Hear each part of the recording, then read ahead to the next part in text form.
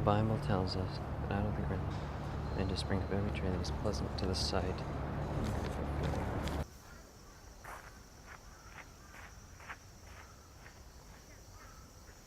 Hi, my name is Charlie Hudson, and I have always been an atheist.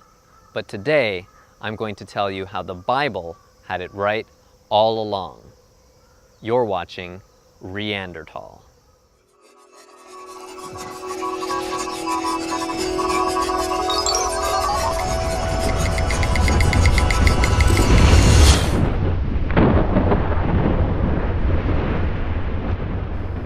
My grandfather was a Methodist minister. My father attended a religious high school and went to vespers every day.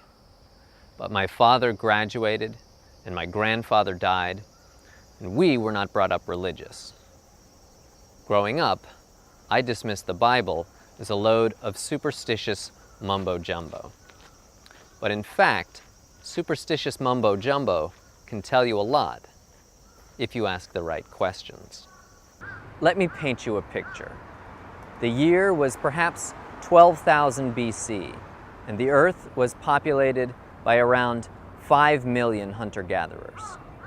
Life, for infants, was generally brutish, nasty, and short.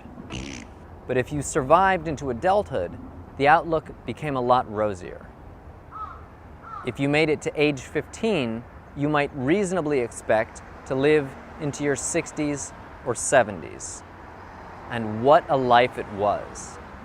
People were intimately connected to the land around them, and the land provided. The Bible tells us that out of the ground, the Lord God made to spring up every tree that is pleasant to the sight and good for food.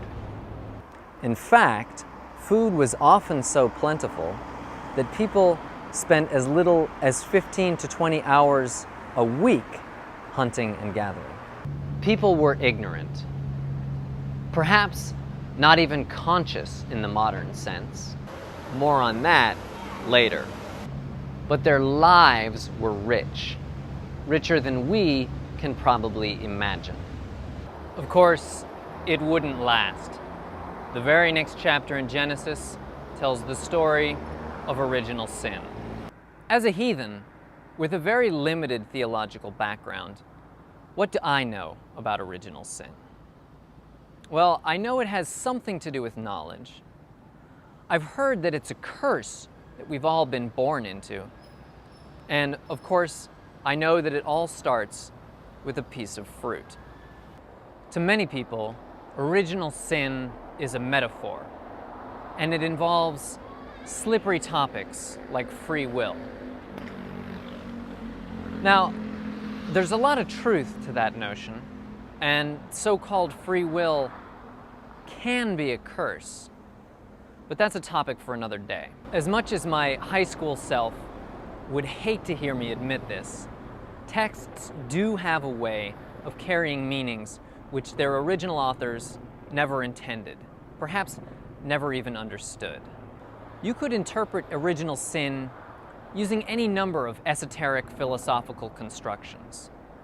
But you don't have to, because the simplest, the most profound meaning stares you right in the face. Free will is bound together with modern self-consciousness. More on that later, which was preceded by writing. More on that later. Writing, in turn, was preceded by cities, which were, in turn, preceded by agriculture. Forget metaphor. Agriculture is the original sin. Let me paint you another picture. Let's go back to our little band of hunter-gatherers. At some point, perhaps 12,000 years ago, someone, probably a woman, perhaps inspired by a serpent, more on that later, discovered that out of the core of last year's discarded fruit, a new tree had grown. She took the fruit of this tree and the knowledge which was bound with it, and she shared it with her tribe.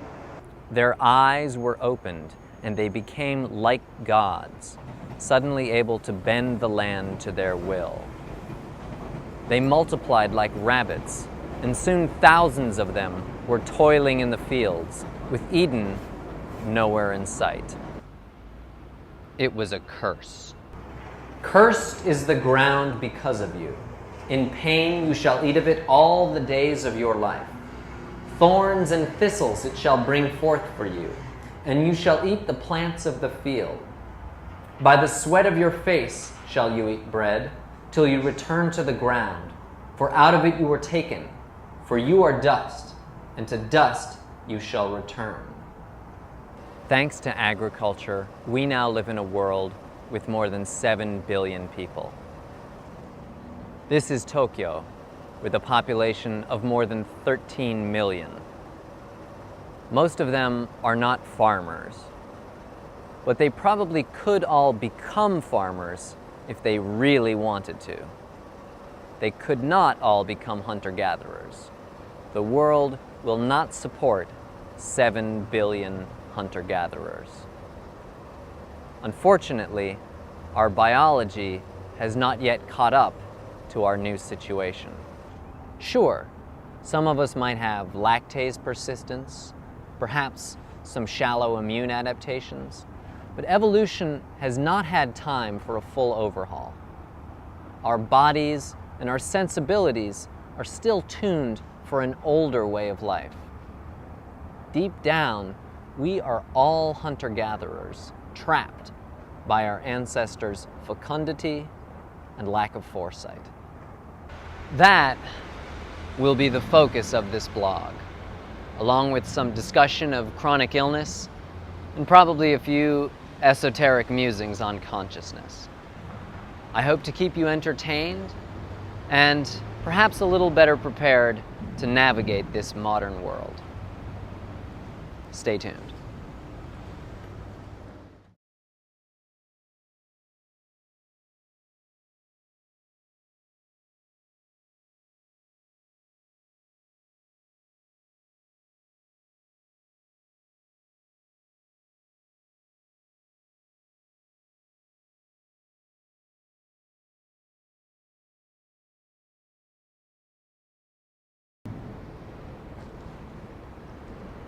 Modern self-consciousness, crap.